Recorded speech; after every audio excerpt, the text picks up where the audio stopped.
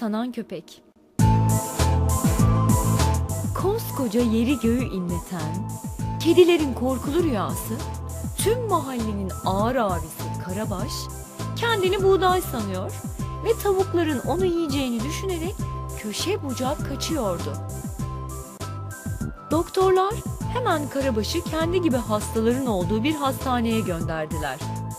Burada onun gibi kendini olduğundan farklı gören hayvanlarla beraber tedavi olacaktı. "Hey, merhaba arkadaş," dedi bir maymun.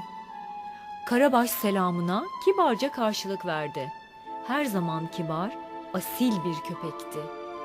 Tek kusuru kendini buğday sanmasıydı aslında.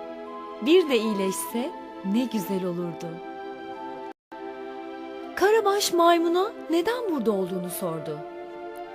"Ben ormanın kralıyım diyorum. Benle alay ediyorlar."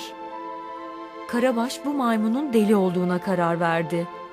Tam o sırada bir bağırışla yerinden fırladı.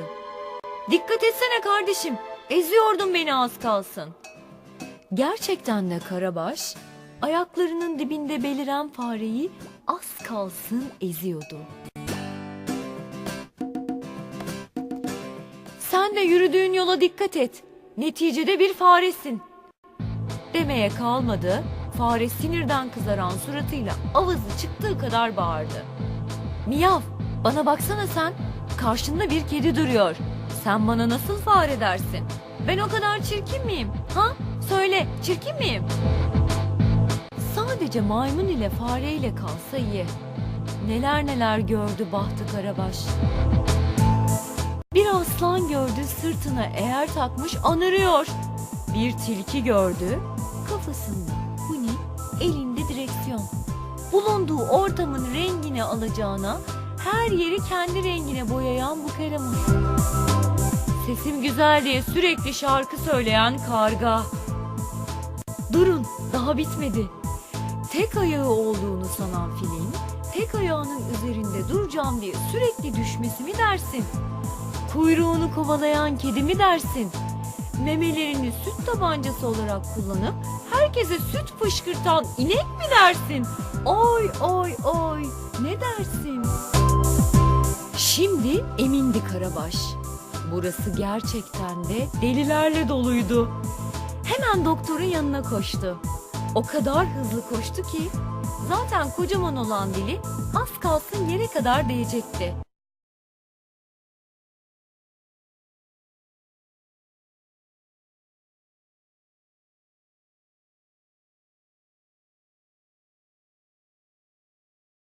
"Ben buğday değilim," dedi doktoruna.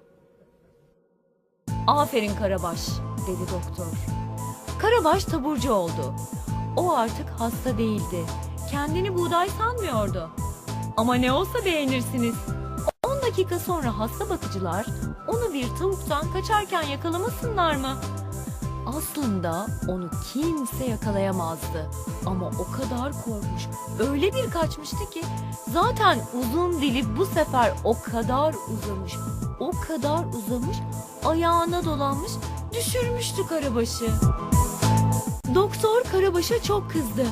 En çok da hastaneden çıkmak için yalan söylediği için kızdı. Ama Karabaş ona yalan söylememişti ki. "Hani buğday değildin?"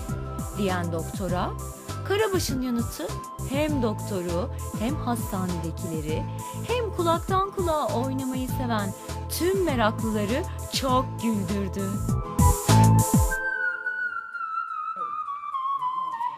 "Kızma doktor bey, kızma. Ben elbet buğday olmadığımı biliyorum. Ama ya tavuklar bunu bilmiyorsa?"